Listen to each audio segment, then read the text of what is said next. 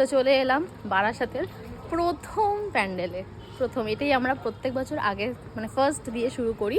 তো এই দেখো খুব সুন্দর করেছে, আর প্রত্যেক বছর সামনটা এরকমই করে, বেশ সুন্দর করেছে। এটা একদম ফটোজেনিক এরিয়া হয়ে গেছে।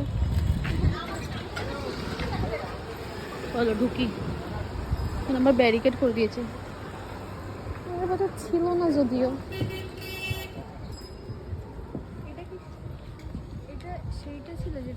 হ্যাঁ হ্যাঁ হ্যাঁ হ্যাঁ, আগের বারে সেই এটা ছিল না, এটা এতে একটা চেয়ারে বসেছিল, আর চেয়ারের হাতে একটা আয়না ছিল, তখন ঠাকুর গোছাচ্ছিল। হ্যাঁ ঠাকুর গোছাচ্ছিল,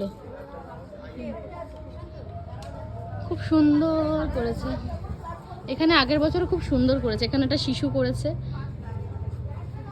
তো চলো ঠাকুরটাকে দেখে নি। আগের বছর যখন এসেছিলাম তখন ঠাকুর তখন সাজাচ্ছিল। ওয়াও, দারুণ লাগছে,